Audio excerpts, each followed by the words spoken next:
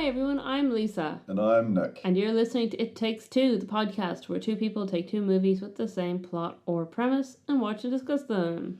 Game on in this episode because it's 2005's Jumanji and 2005's Zathura, a space adventure, and 1995's Jumanji. Is it 95? That was 94. No, it's 95 according to Wikipedia. Nice.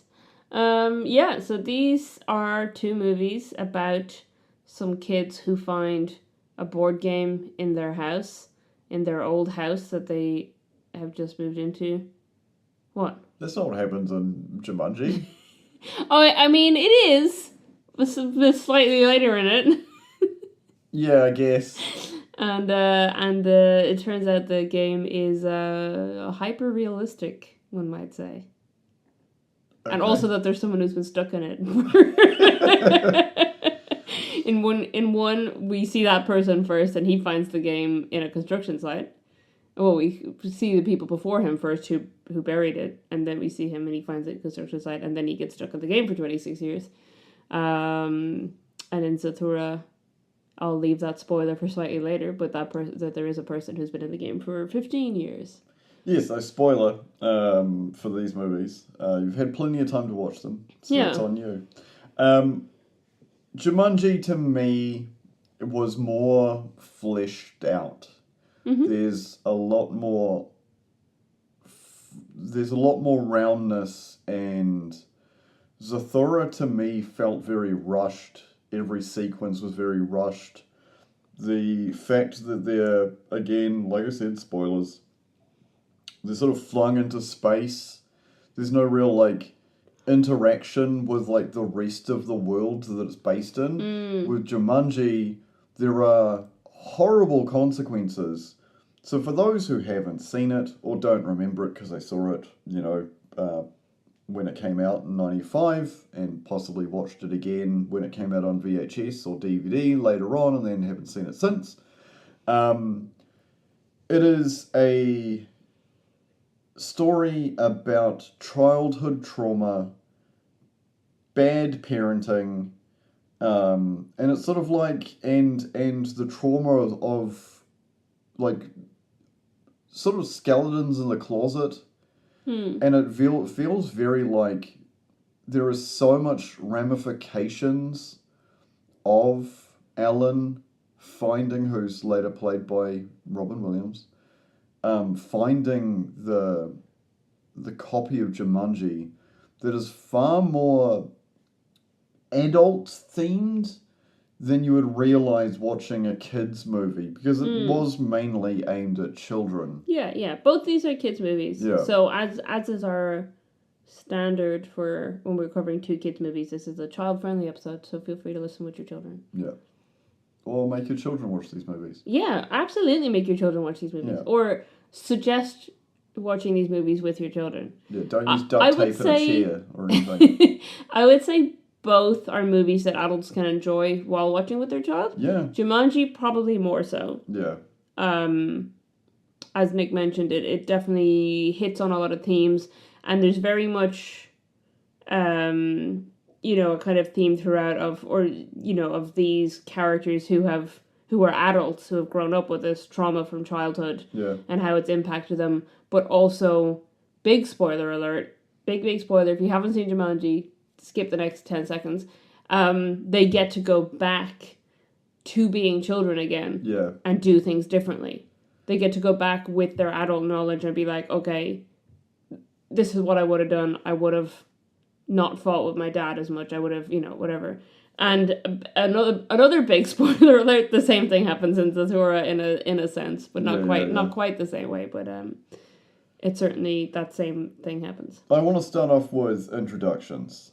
Yeah. So in Jumanji, we have Alan. Alan is a heir to some sort of giant shoe industrial complex that is clearly the cornerstone of the financial growth of this town. There's also it goes much further back than that, because that's what his father does. Yeah. But it's almost like a throwaway. There is a point where he goes out into the town and there's a statue to Governor Parish. Yeah. So obviously and it's it's someone from 100 years prior or whatever. Yeah, So, yeah. obviously, the town has had people from his family in positions of power for generations. Yep.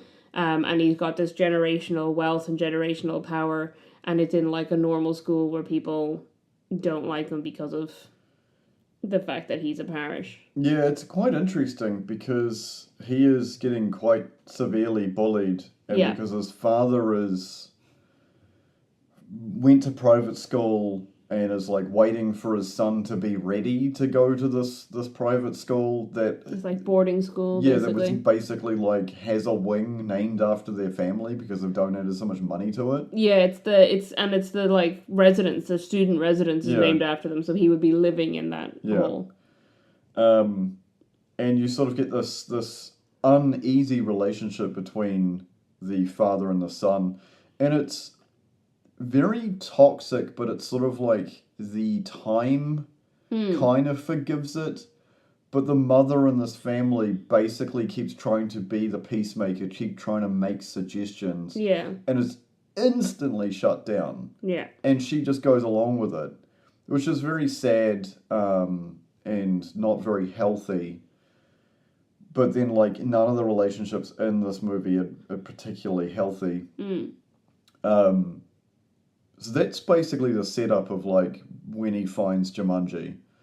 Zathura, on the other hand, the Tim Robbins plays the dad, and he has got the boys and clearly his much older daughter for between 3 to 4 days a week between them being switched between him and their mother.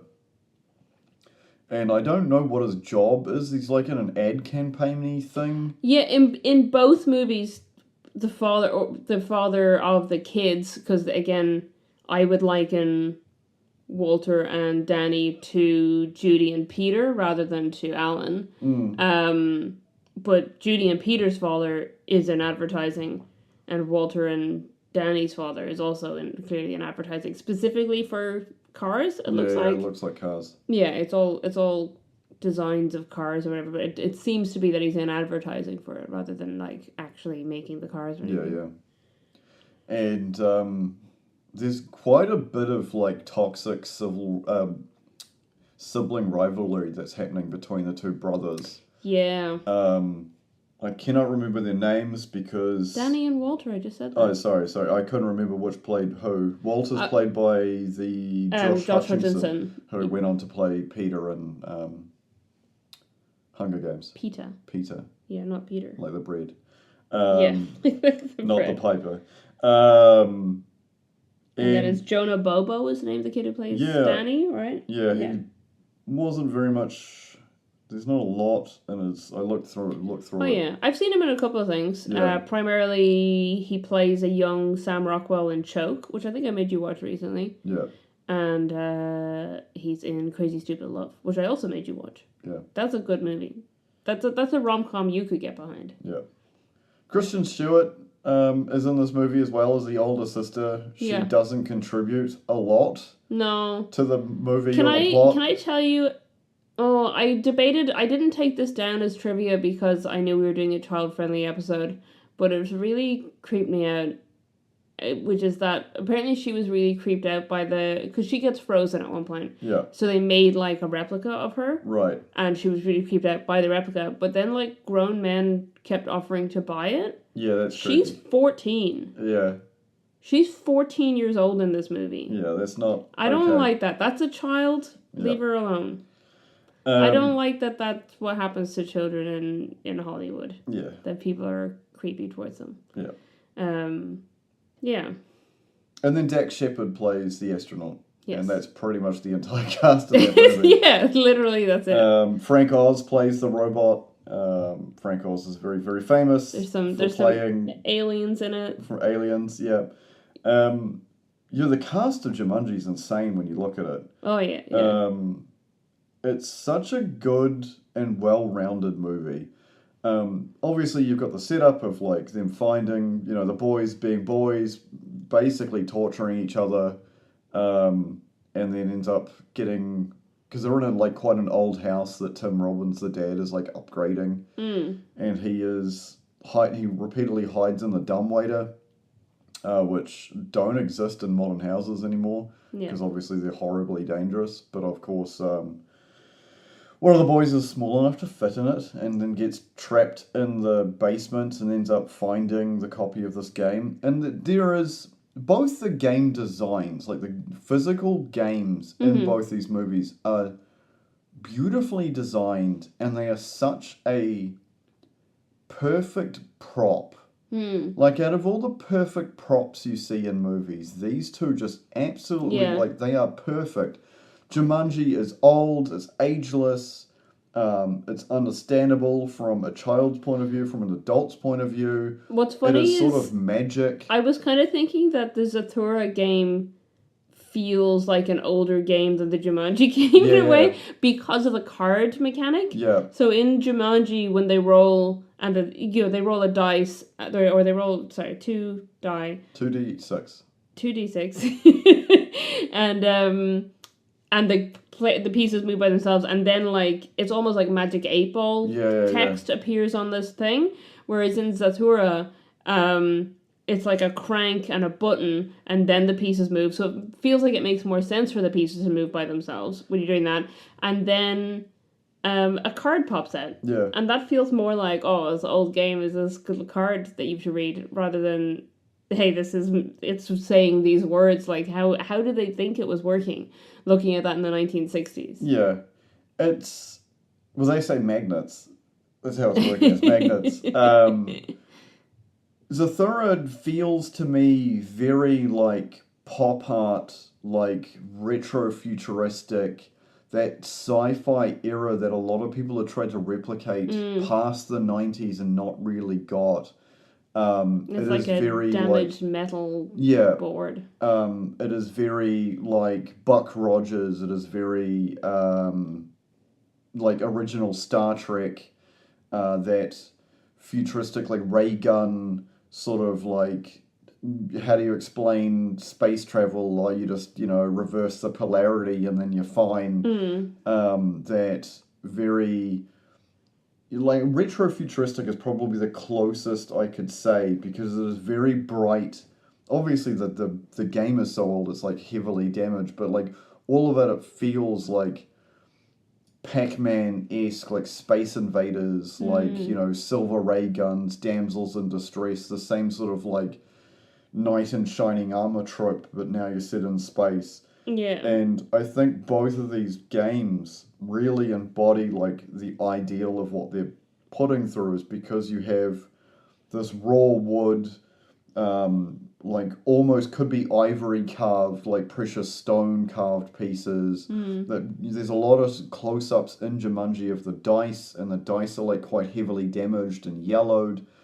And Zathura at the game is, like, quite heavily damaged, and it's got, like, really retro-looking stickers of, like, trying to emulate 3D objects. The fact that the cards seem to materialize out of nowhere is also fascinating, because like when you have like this shots of the actual game, they don't look like, you can't reload them in. Yeah. Like, they're always perpetually in there. Yeah. So when you finish the game and the game goes back to the beginning, it's always the first time it's been played. Yeah. And I feel like Jumanji obviously gets passed between people, because otherwise you wouldn't be able to hear the drums calling you to play it. Yeah. Which only attracts children. Yeah. Which is also kind of weird, but, like, I guess that's why it was designed and who it was designed for. Yeah. Because it is very, like, magic. Both these games are sort of, like, otherworldly magic. It's like the kind of, like, Peter Pan type stuff, where, like, it depends on you to have an imagination, to believe in it, whatever, whereas an adult's going to be like, why would I bother? It's, I mean, even in Zathura, the older child is like, why would I bother playing this shitty game with you? The interesting part for me is when the game starts for Jumanji, you have, like, the girl who obviously likes Alan, is, like, part of the, like, schoolyard thing. She's probably very popular based on the fact that the bully of the school's like, don't even talk to my girlfriend, and she's just like, I don't want that loser, like, I'm at your house, like, hanging out with the rich kid. She goes first, and then summons bats, and then Alan gets sucked into the game. Yeah. And that is where we sort of end off of, like, that point in time. Mm-hmm. And it's not till later where you have the new kids, brilliantly acted, with their auntie, who's clearly eccentric. I don't know where she's got the money from, which is kind of like, it's never mentioned. I mean, it could be the inheritance. Yeah, inheritance from their parents. Which kind of feels super dodge. She's like not super important to the story either. No. She just sort of screams and reacts to things. Yeah. Which is kind of funny because... She's in it more than Tim Robbins is in. Yeah, it's true. Yeah, Tim Robbins was a hugely weird, like, casting moment, because you get, like, such a huge actor to play just, like... a tiny role. The tiny role who's just the dad who doesn't have time for his kids. And they don't even do the Van Pelt thing. Yeah. Because in Jumanji...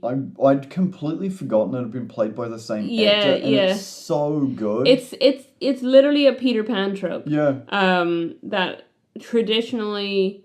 in stage productions of Peter Pan, and also in the 2003 movie, Captain Hook is played by the same actor who plays Mr. Darling. Yeah. And it's this, like, the kids have this relationship with their dad where he's this really stern father, and then he, in this world that's maybe real, maybe part imaginary, he also is the villain. Yeah.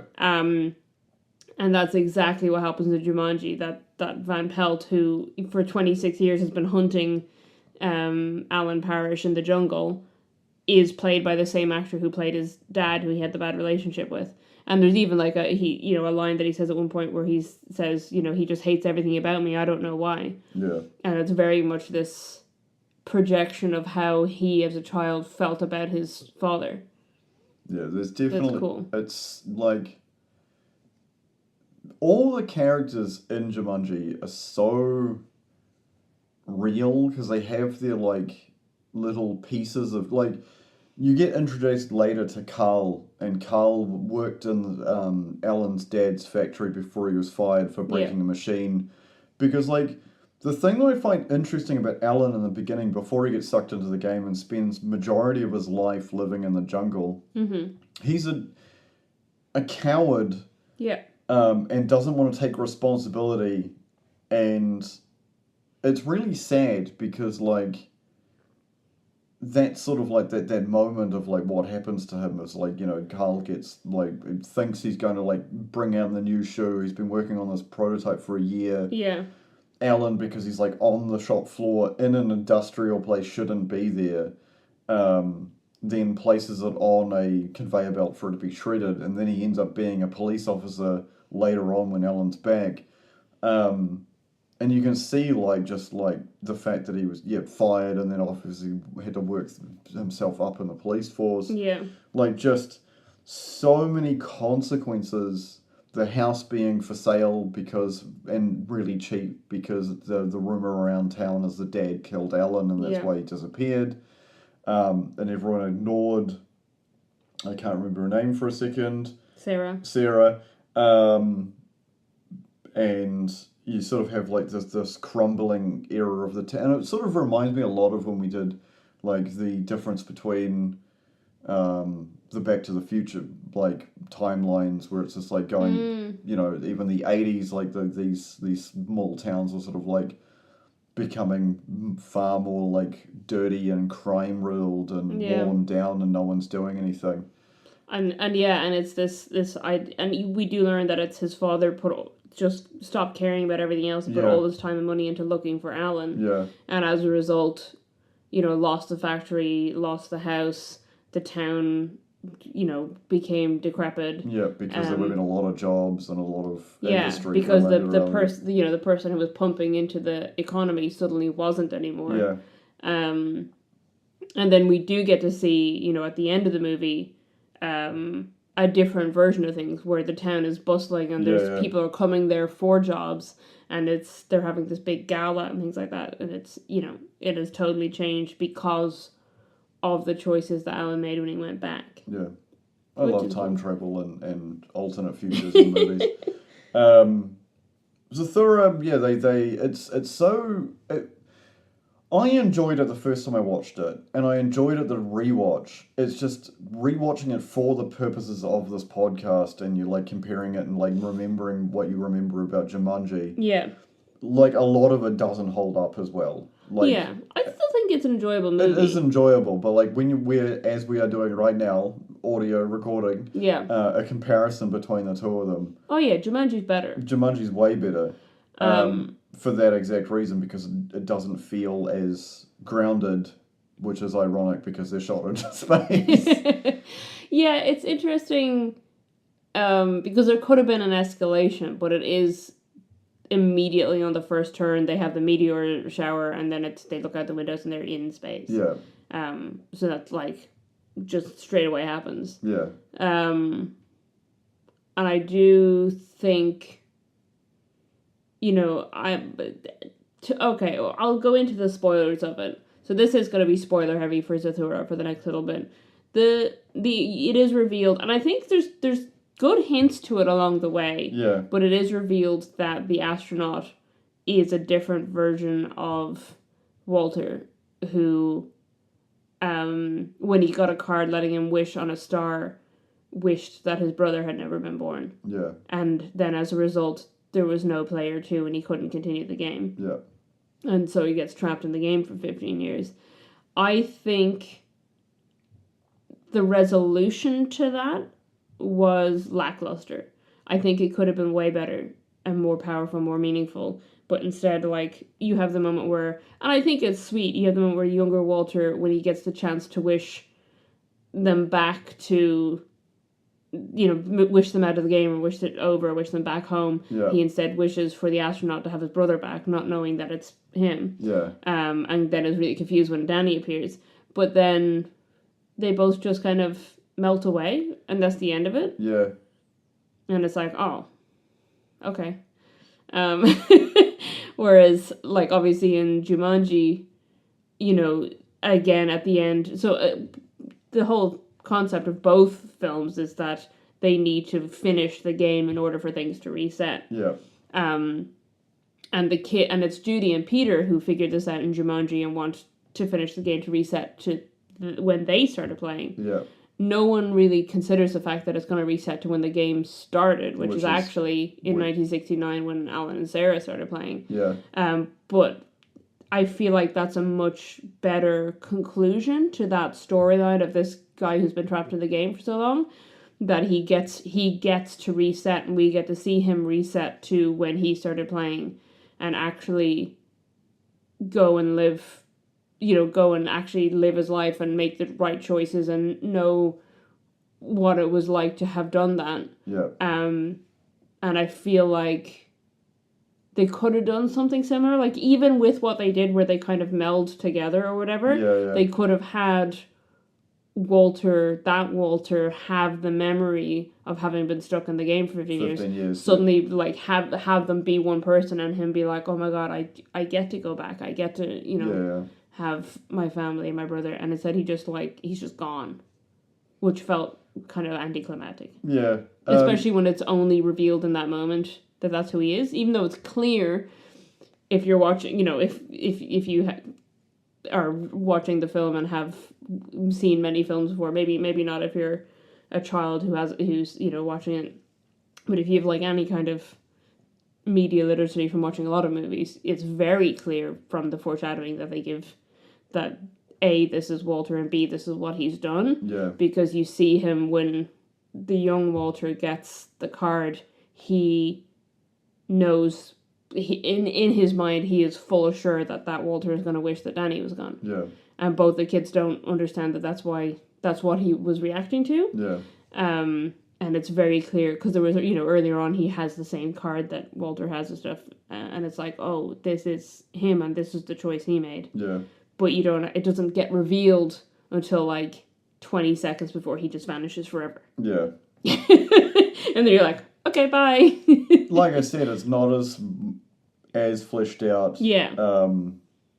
It's interesting that the younger brother is the one who summons him, basically, which is also screwy. Yeah. From his point of view, from Dak Shepard's older Walter point of view. Yeah. It'd be like summoning somebody by someone who doesn't exist. Yeah, there is a great moment in that scene, though, when he's, like, eating all the food, and younger Walter, wants to get rid of him, and then, you know, he turns to Danny, he's like, actually, it's Danny's choice. Yeah. And then when Danny says he can stay, Walter says, whose brother are you, mine or his? And it's like, oh, you're gonna find something out. There's a few things in Zathura that are really well done. I feel like the set design, because it is such a small set, because it is basically just their house. Yeah. There's some of it that's actually, like, really well done. I found, like, it's very strange that it can interact with people outside of the game, but obviously it's taken the whole house with it.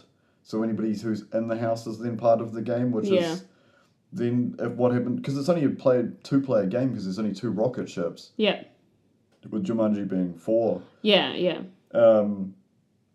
The crew member being, like, put in cryogenic freezing, the fact that, like, because they were cooking in the house, they attracted aliens. Yeah. The sequence where they get pulled into a gas giant, which it's like Jupiter, but it has rings on it. Yeah, that's why I thought it was like a kind of... It's weird because they were orbiting like a Saturn-like planet, right? Yeah. But then I think they get pulled into the sun rather than into the gas giant. I'm not sure. Yeah, so they've got, like, they're zooming around quite a bit. Yeah.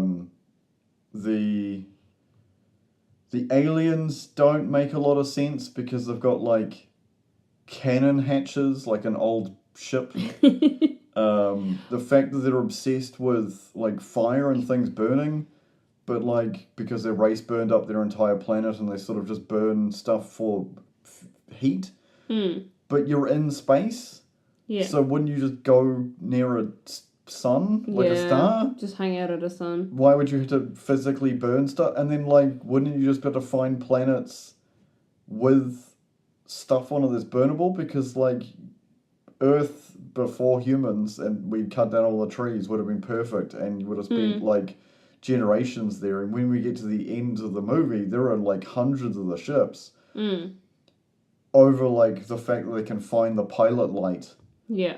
Is very strange. The robot's fantastic. I really like the robot. It's very menacing and very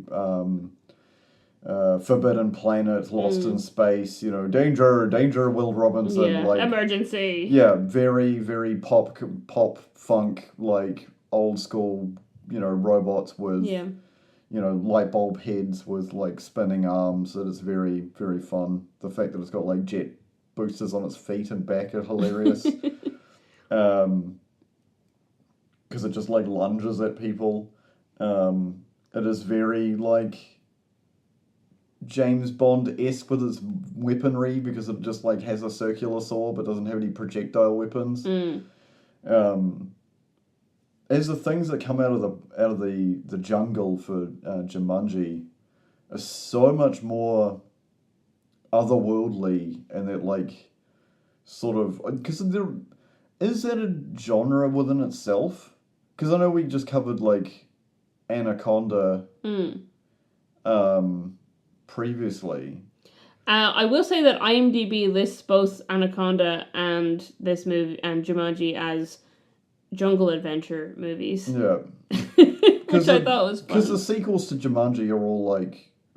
Have you seen that? I've seen Welcome to the Jungle. Yeah. Because they replace it, they modernize it from being board games into a video game, but they're like... But the kind of idea is that, or like the concept is that the game itself adapts. Yeah. And became a board or video game, which is so weird. I don't know how that would work. Yeah, because they are clearly magic. Like, yeah, there's no, like, technology base. Because, like, who knows where the original Jumanji came from, because like the first time you see it canonically is some kids bearing it, and they look like they're like it's 1869. Yeah, so they're pretty early on in the beginning of like American history. They're 90 years into America being an independent country. Yeah, which is less than half. So yeah, I wasn't too far off. So who knows where it came from before that? That I know there's a bunch of stuff that happens in the animated TV show, but like it retcons other things. Yeah, the animated show is wild because Peter and Judy are in the game with Alan. Yeah. But like, how and when would that have happened? Yeah. It doesn't make a lot of sense. It was like the Masked TV show and Godzilla TV show. There was like a bunch of like... Oh yeah, Aladdin, the TV show. Beetlejuice, where Beetlejuice is hanging out with Lydia all the time. Yeah. That's not a thing that should happen in canon.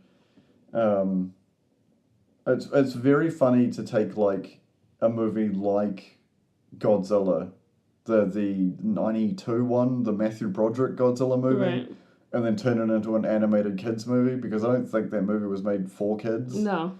I don't think Beetlejuice is actually made for kids either. I definitely watched it as a child. Yeah. A lot, but I don't think it's... We were definitely weird kids, so therefore we were allowed to watch it. Yeah, no, it's just, it's very fascinating that, like, it is definitely of the time, and there is no real, it's not like a style, so you can't be like, oh, well, that a style of houses, like, not like Ireland, where things were built by certain rulers during certain times, and like, oh, yes, this used to be a manor in the time where the English controlled our country, and now it's like a weird internal mole thing. The Powers Court townhouse, I believe you're referencing. Yes, indeed. It would be interesting because as if the Jumanji as a game keeps evolving from being following the technology to be played, because I feel like that's the ultimate goal of it. Oh yeah, to be played. Yeah, it's to be played. It's very Discworld. There's a lot of stuff like that in the writings of Terry Pratchett, I feel like. Yeah.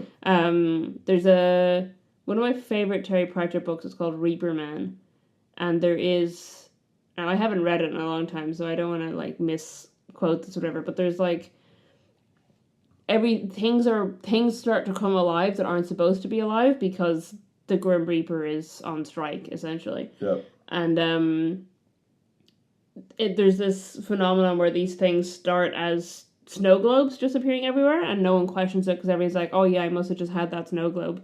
Everyone just has a snow globe lying around. And then they, like, evolve into shopping trolleys, and then they, like, come together to build a structure out of shopping trolleys, and it's like, okay, what's happening here? And it's that weird kind of magical items seeming to come from nowhere and then evolving and getting a life of their own. And I think the real question that it poses, knowing that Jumanji as a board game evolves into Jumanji as a video game, is what did it start as? Yeah. Because did it start before board games existed? Was it like a collection of bones that were used to like play something? I'm pretty sure it's not chess. It was it's the other one. I can never remember the name of it. It's the one that Walter and Locke play and Lost. Othello? Is that what it's called? I'm going to look it up right now.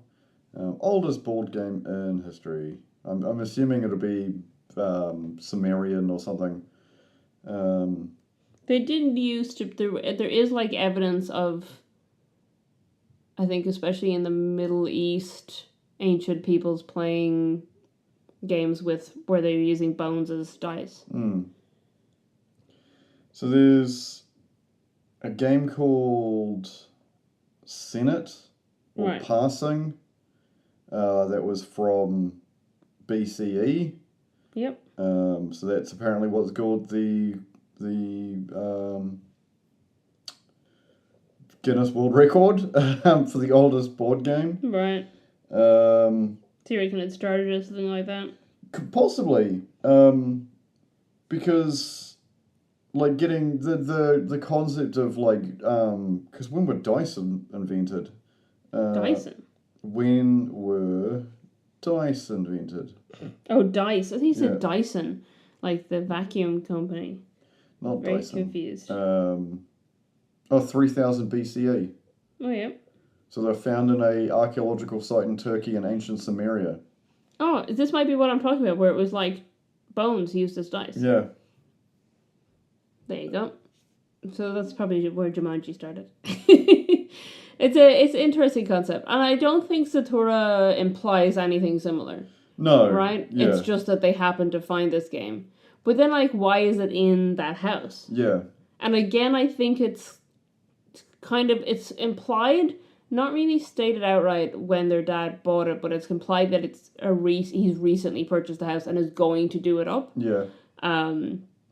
Because of the divorce. Because he says that because they say, I like Mom's house, and he says, so should she, and she got to keep it. Yeah. So he has had to move out of the family home, and this is what he's bought, is this old house. And I can't imagine he moved in these board games into the basement. No. So obviously it was there, but it's not like buried like Jumanji is. Yeah. So it's interesting because you don't know where the Zathura game has really come from, or if it's tied to that house. Maybe maybe you can only play it in that house, unlike Jumanji where she could play wherever, I guess.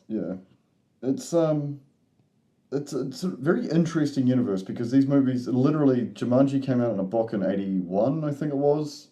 Zathura was also a book. Yeah, Zathura was also a book.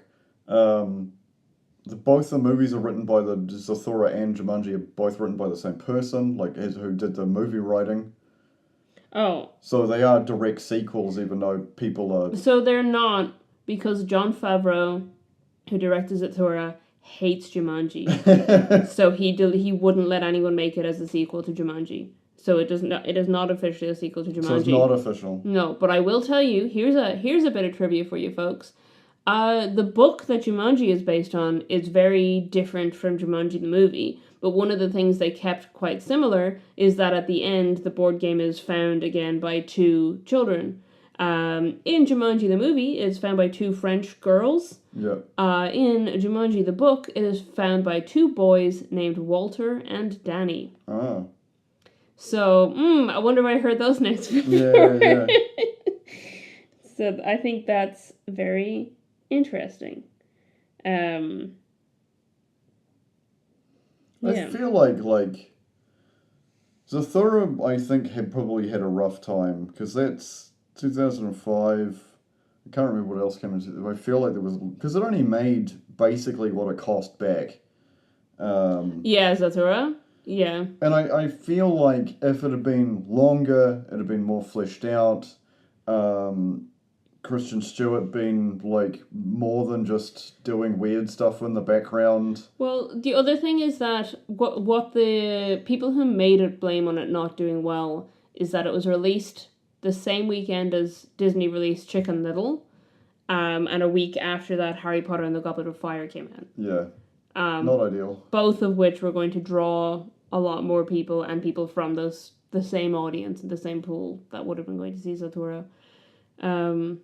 Do you know what's interesting? I didn't realise this before. Zathura is only 3 minutes shorter than Jumanji. Yeah. It feels way shorter. It feels way shorter. Because Jumanji has just so much story happening. Yeah. I feel like if criticism aside, like, it is a fun movie and I suggest watching it if you haven't seen it before. But, like, there is more time spent on the two brothers being two brothers than, like, the fact they're in, like, a crazy space game. Yeah, I think there's a decent amount, but then I feel like just towards the end it ends quite abruptly. Yeah. I like there could have been more to it. But it's like, oh yeah, I got the exact right amount of. Oh yeah, no, it's he rolls and he needs like a 12 to win or whatever, and he gets a 3 or something, and then it's like, move forward 8 spaces, and you're like, whoa, yeah. You know, it's like, okay, why even bother with that? Yeah. If you weren't going to make him have another round. Yeah. I do want to touch on the fact that in both movies, the younger child cheats of the game. That's true. Which is interesting. Again, I mean, like you mentioned, the Zathura the book is a sequel to Jumanji the book, but it's in Jumanji, Peter, he cheats by dropping his dice straight down on the number that he needs to win. Yeah. And then gets de-evolved into like a half monkey, half boy. Yeah. In Zathura, you don't see Danny cheat, but he clearly does. He moves his piece ahead of Walter's, and then Walter moves his piece back. But then because it's Walter's turn, Walter gets the punishment. Yeah. And it tries to like suck him out into space, and older astronaut Walter has to go up and get him. Yeah. Yeah, I think, like, obviously kids' movies, obviously, you know, that's why they're keeping it like 100 minutes, 100 plus minutes, plus credits, you know. Yeah. I just feel like because Jumanji, the way that it's structured, so they roll the dice and then they have to deal with whatever comes out of the game. Yeah. There seems to be like way more consequences. I think it's because the cast's a lot larger. Yeah, and also that like it's impacting the real world. Yeah. Because like when they initially roll Alan out of the game, Alan's like, I don't want to play that game anymore. Like I'm done. I'm here now. Yeah. And it's his realization that actually him disappearing has really impacted both his family and the town. Yeah. But B, when he sees the mosquitoes are attacking people, and he's like, oh, there are like real world deaths happening as a result of what came out of that game. And the kids have told him at this point that we need to finish the game if we want this to reset. Everything goes back into the game. It all goes back to normal if we finish it. Yeah. And even then he's still reluctant because of the massive amount of trauma he has from playing it. And in Zathura, I feel like, because there obviously are consequences to their things, but it's all just damaging the house. Yeah. And like the worst consequence is the time when Walter gets sucked out and then he's immediately saved. Yeah. So there's the stakes aren't as high, it feels like. But then it is very much like we do need to finish it to get back. But it feels like, and it just does happen in Jumanji, but it's not like the main thing in Jumanji. It feels like the main consequence of every roll is that they lose the board game again. Yeah. And they just have to go find the board game again. And that happens twice, I think, in Jumanji. Yeah. There's a pelican that steals the pelican takes it, and then Van Pelt takes it. Yeah. But other than that, it's dealing with the stuff, not dealing with finding the game. Yeah. Whereas in Zathura, it's like, we rolled, lost the game again. Okay, got it. We rolled, lost the game again. Okay, got it. It's like, I understand. Like, if you did that once or twice, great, but the fact that you like it's just happening again and again, it just makes it tiring. Yeah, I definitely feel like there were some choices made in the plot that I don't agree with. I find that freezing a Kristen Stewart right in the beginning of the game is just weird. The robot being like Chekhov's gun at the end of it, just being in the basement, like rebuilding itself. Yeah. The fact that he got a card from it saying reprogram, and he's like, I don't know what this does, and just puts it in his pocket. Yeah. And you're like, oh, you know. I mean, I feel like it's very clear as soon as he gets it that, well, that's for the robot. Because the thing with the robot is that he gets it, and the card is that, like, your robot is faulty or whatever. Yeah. And then it's like, okay, well, then obviously this is to make the robot not faulty.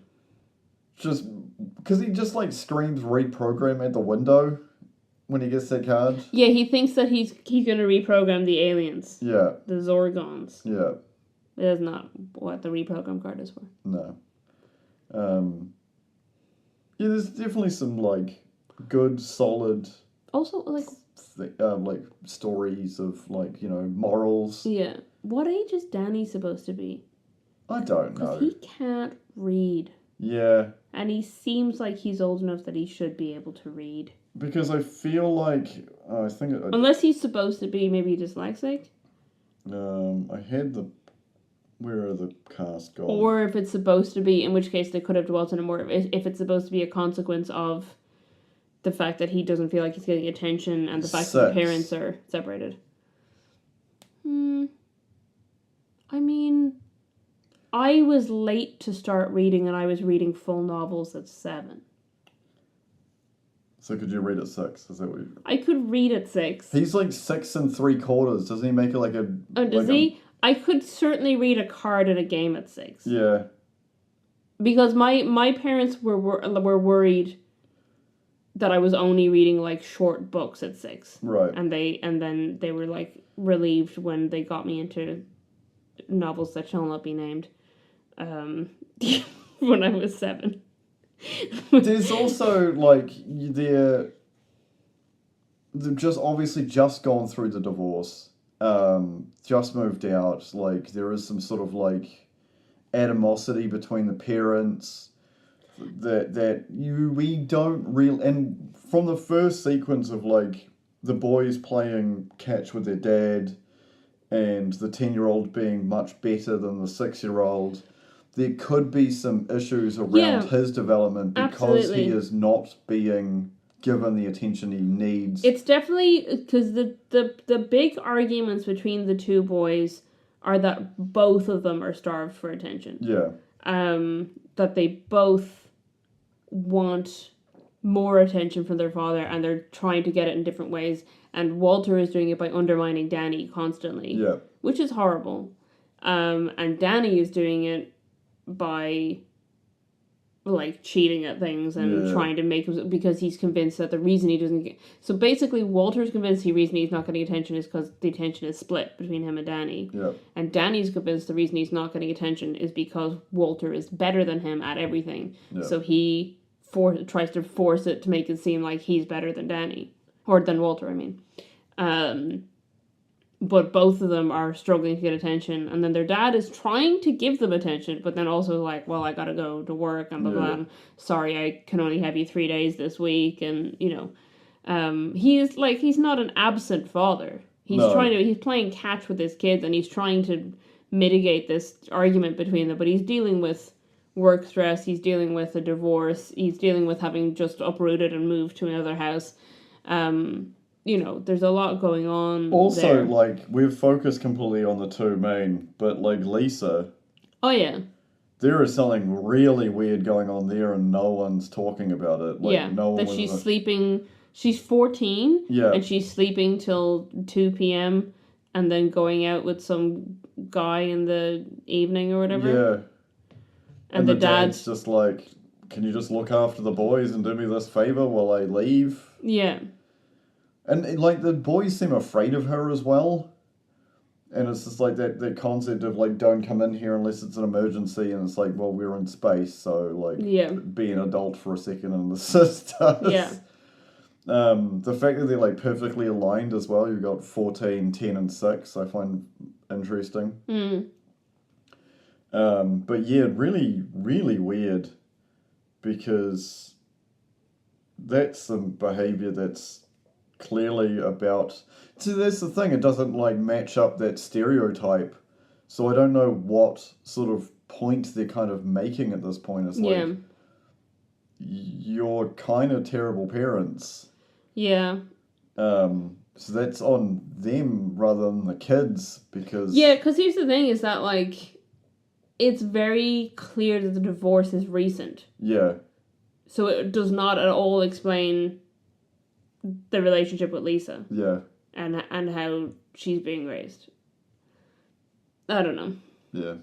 It's a weird situation. Definitely in Jumanji they make it much more I was gonna say more clear cut, but more, it's not that it's clear cut because it's still a complex relationship, but they make it more or less ambiguous what the relationship between Alan and his father is. Yeah. You know, it's very much like you can see where the love is on both sides, but you can also see why they're clashing and how they're clashing and how much they're clashing. And you do get that parallel, you weirdly get the parallel between Alan and his father and Walter and Danny, where you have the, you know, the Walter from the past who wished Danny had never been born. Whereas Alan, the last thing he says to his father before he disappears for 26 years is, I'm never going to speak to you again. Yeah. Or I'm never talking to you again, or, along those lines. To the point that when he at the end teleports back into his 12-year-old body or whatever, and his dad comes back because he forgot his wallet, he hugs him and his dad's like, I thought you weren't speaking to me anymore, and then eases up on him because he sees that actually he's upset his child to the point that his child is now like, really genuinely glad to see him back, because from his perspective, he's been gone for like 5 minutes. He's been gone for just long enough for Alan to pack his bags and then roll one round of a board game.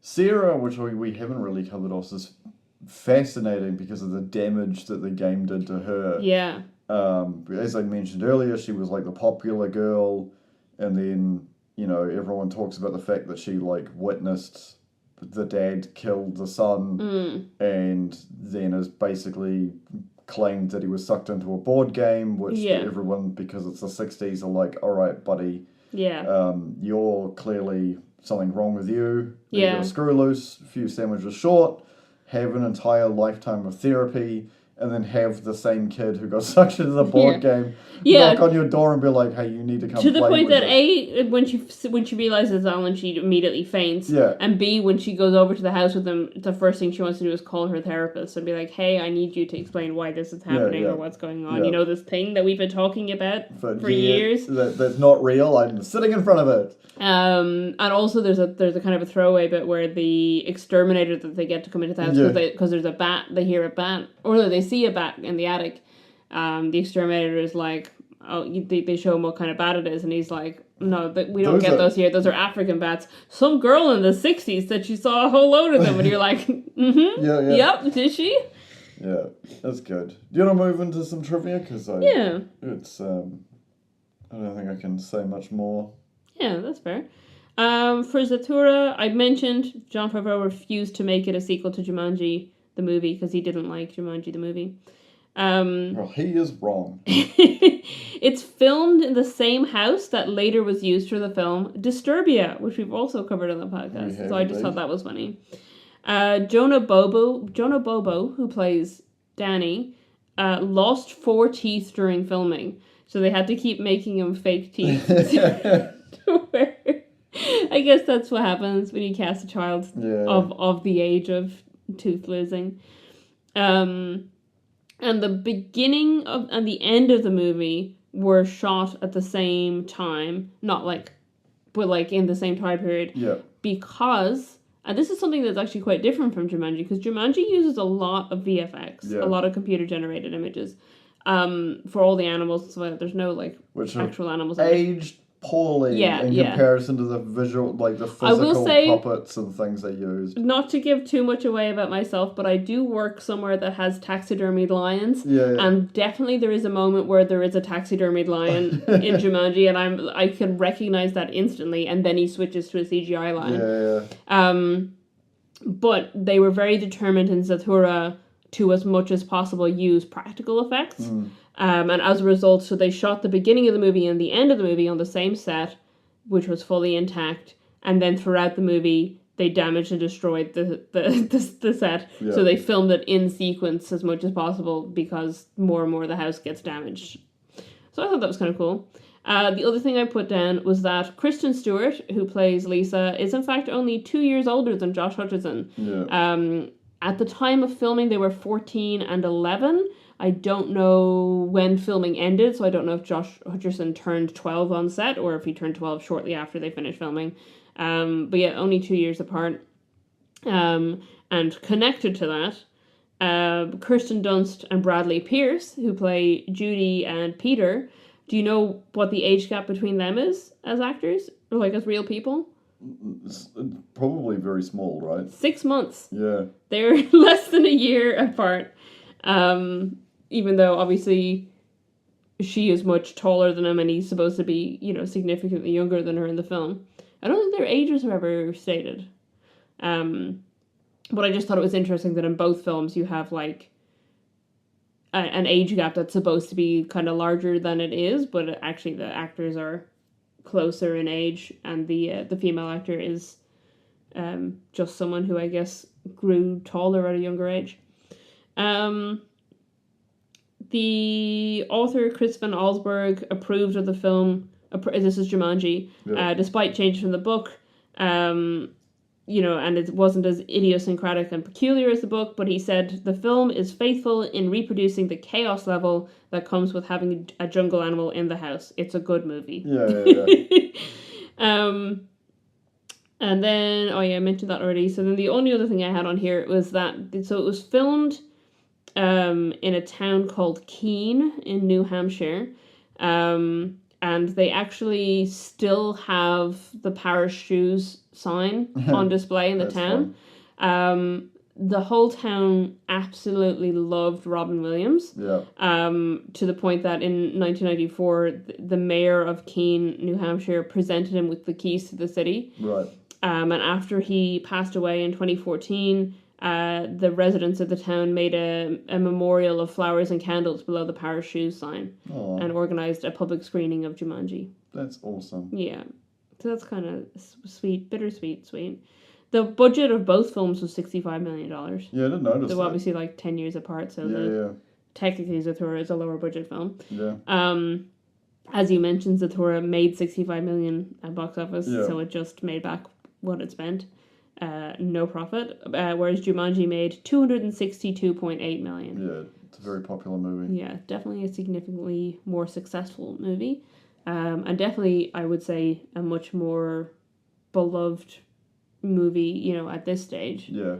I would know a lot of people who would speak quite fondly of Jumanji, and probably not a lot of people who've even seen Zathura.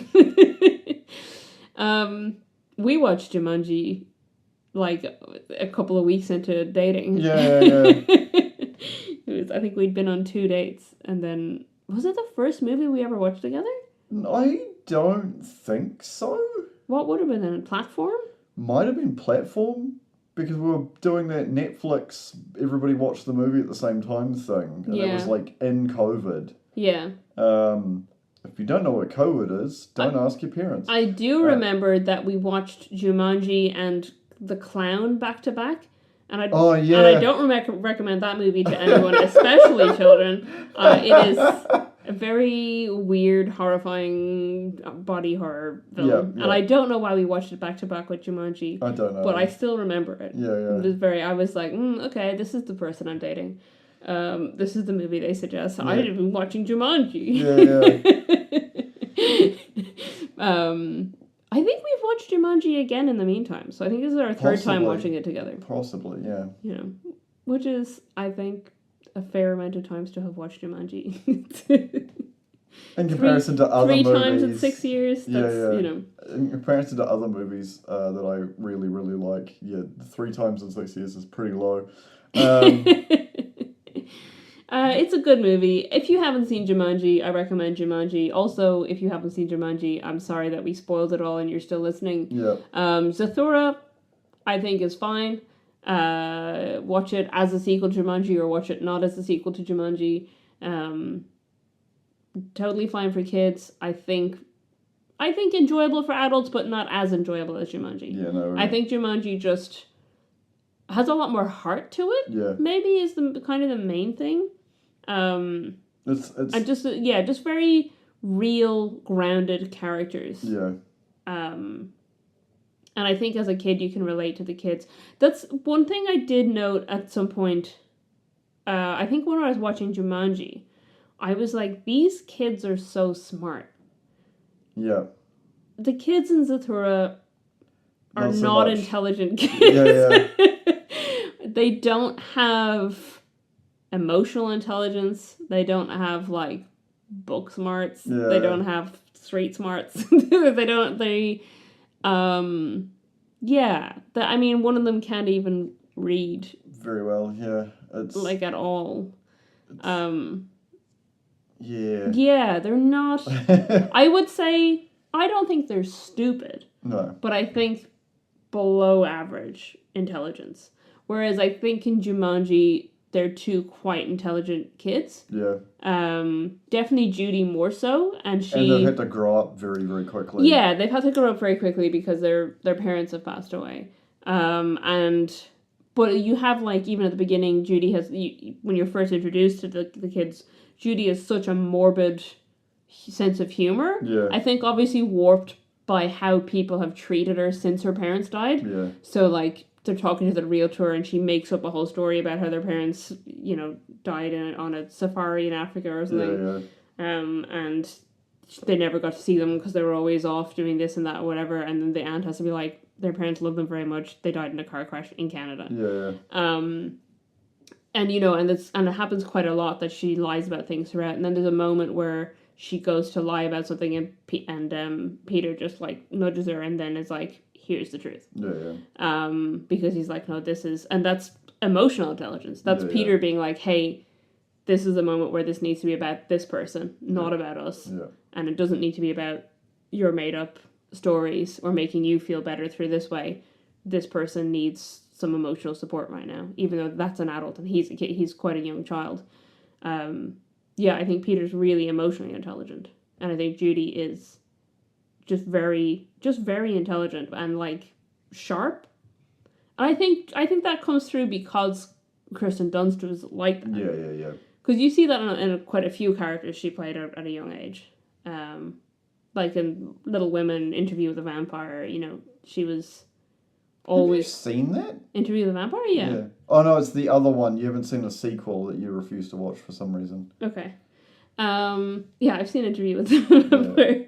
And I think it came through in a lot of her acting at a young age that she was obviously quite an intelligent person.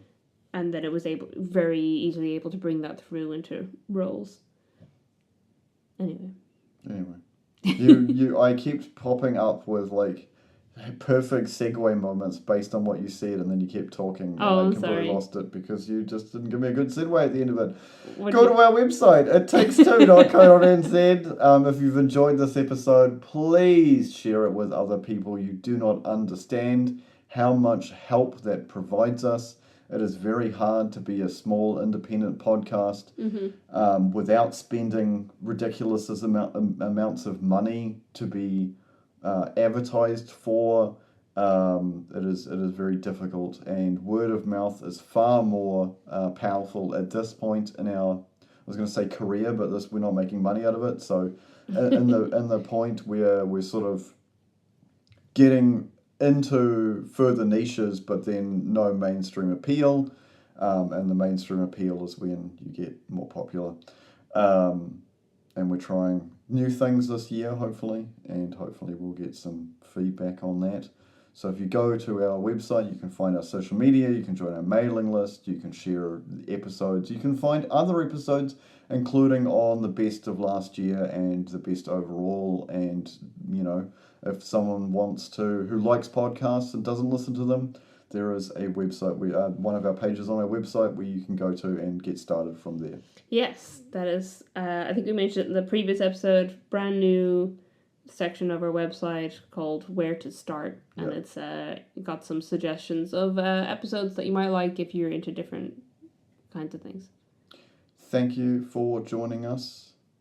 Maybe for the first time, maybe once again, maybe for a sequel. And I'll catch you next time. Goodbye. Goodbye.